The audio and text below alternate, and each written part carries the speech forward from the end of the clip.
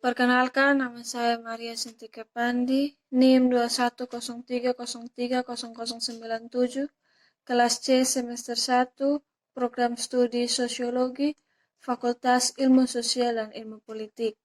Di sini kami dimintai untuk mereview buku tentang politik konstitusional dalam demokrasi multinasional. Langsung saja. Demokrasi multinasional pada dasarnya adalah komunitas politik yang diliputi oleh banyak gesekan.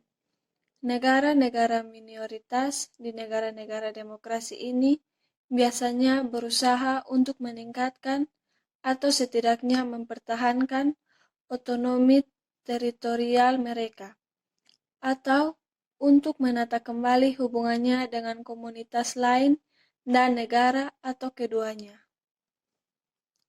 Pemerintah pusat pada bagiannya akhirnya memberi perhatian pada persatuan nasional atau negara bagian dan integritas teritorial. Kondisi keragaman dalam demokrasi multinasional cenderung mencangkup semua hal: persaingan partai, perwakilan politik, partisipasi politik, proses legislatif, keputusan eksekutif, pembuatan kebijakan publik, dan hubungan antar pemerintah adalah contoh politik normal yang biasanya diwarnai oleh keragaman demokrasi multinasional yang mendalam. Seiring berjalannya waktu, politik normal di negara-negara multinasional dikalahkan oleh periode politik luar biasa di mana debat, musyawarah, dan negosiasi berkaitan dengan tataan konstitusional yang lebih luas.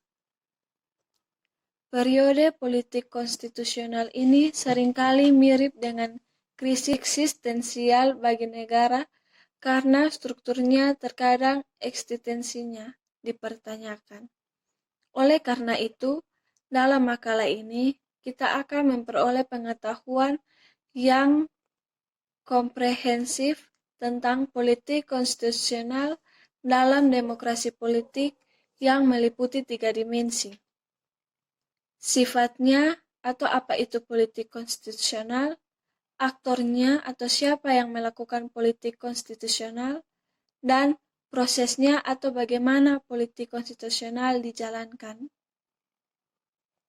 Ide dasar dari buku ini adalah untuk melihat melalui studi kasus tunggal atau komparatif pada bagaimana institusi atau ide, aturan, dan struktur politik menyesuaikan dengan komunitas politik yang berubah dengan sendirinya secara terstruktur oleh lingkungan institusional yang ada, dan metodologi yang digunakan penulis adalah proses stretching. Yang pertama, apa itu politik konstitusional? Keragaman yang mendalam dari demokrasi multinasional membentuk politik konstitusional. Keadaan politik luar biasa ini terkait dengan klaim dan upaya untuk membawa perubahan pada tatanan konstitusional. Politik konstitusional tentu saja tidak terbatas pada demokrasi multinasional. Tatanan konstitusional demokrasi mononasional juga mendapat tekanan untuk perubahan, terutama selama masa transisi sosial, ekonomi, dan politik yang signifikan.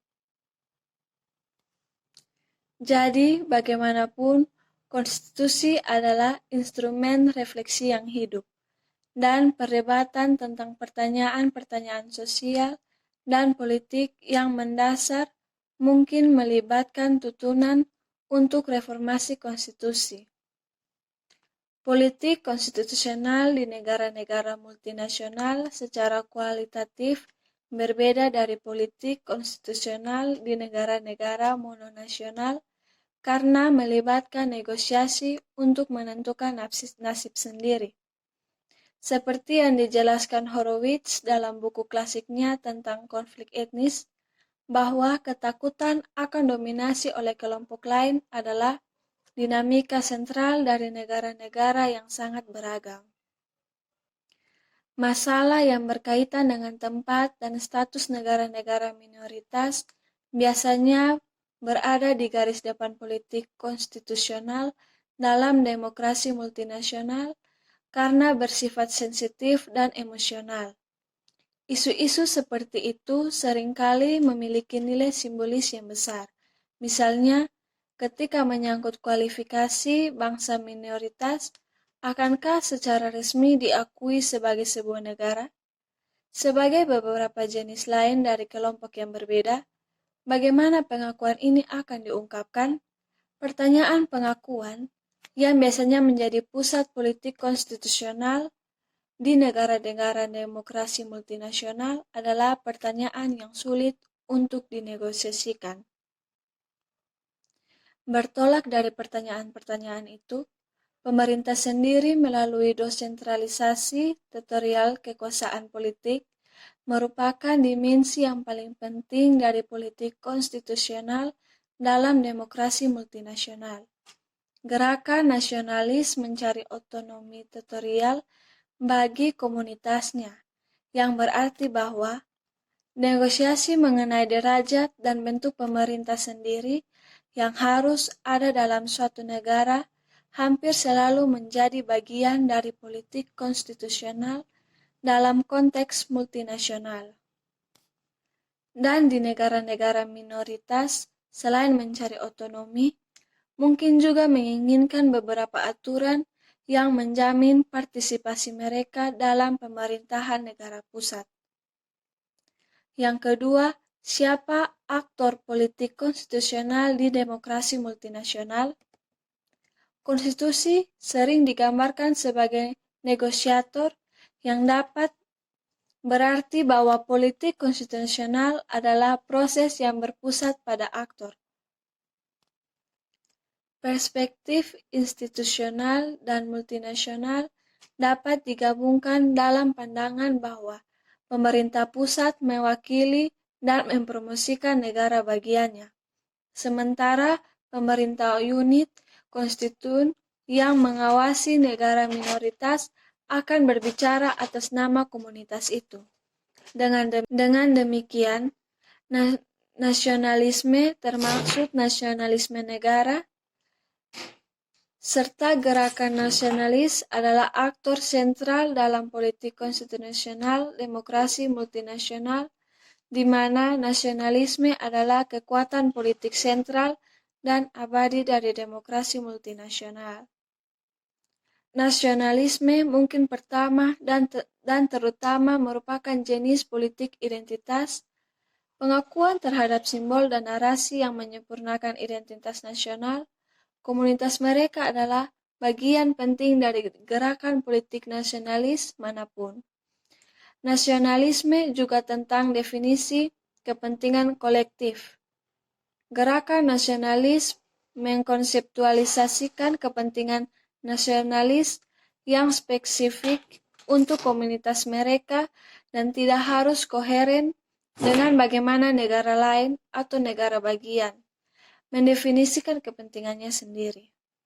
Definisi kepentingan yang berbeda ini dapat menyebabkan dan memperumit politik konstitusional. Partai politik bisa saja berpengaruh dalam membentuk dinamika politik ketatanegaraan karena tujuan perubahan konstitusi yang lebih besar tidak dapat dipisahkan dari dimensi kekuasaan politik kepartaian. Yang ketiga, bagaimana politik konstitusional dalam demokrasi multinasional berlangsung? Periode politik konstitusional dalam demokrasi multinasional dapat disebabkan oleh lonjakan gerakan popularitas atau partai nasionalis atau klaim radikal terhadap penentuan nasib sendiri di dalam negara minoritas. Periode politik konstitusional ini bisa cukup singkat dan terpisah, dan mereka dapat mencangkup momen konstitusional. Oleh karena itu, politik konstitusional dapat dilihat sebagai titik kritis. Titik-titik kritis mewakili periode waktu tertentu di mana proses perkembangan politik dapat dilemparkan ke berbagai jalur. dampak dari periode ini dapat dirasakan bertahun-tahun atau dekade kemudian. Menurut para ahli, titik kritis adalah momen ketidaktentuan struktural dan fluiditas. Karena sifatnya yang relatif terbuka, titik-titik kritis dapat dilihat sebagai momen-momen agensi yang cukup besar di mana para aktor terkait dalam konteks politik tersebut. Pada saat yang sama, konsekuensi di kemudian hari dapat tidak disengaja dan oleh karena itu tidak dapat direduksi oleh analisis menjadi motivasi strategi saat itu. Politik konstitusional dalam demokrasi multinasional sering atau meskipun tidak selalu mewakili titik-titik kritis dalam politik pembangunan negara minoritas dan negara pada umumnya. Beberapa aktor politik diuntungkan dari periode politik konstitusional, sementara yang lain dirugikan oleh mereka. Dukungan yang dinikmati oleh berbagai opsi penentuan nasib sendiri kemungkinan akan dipengaruhi oleh dinamika politik konstitusional dan strategi manajemen nasionalis negara dapat disesuaikan atau diubah secara radikal setelah periode negosiasi konstitusional. Dalam demokrasi multinasional, pertaruhan politik konstitusional sangat tinggi karena di kemungkinan pemisahan diri sering muncul di negara-negara demokratis multinasional atau pasca konflik atau keduanya. Baik, ini sekian dari saya tentang mereview buku politik konstitusional dalam demokrasi multinasional. Terima kasih.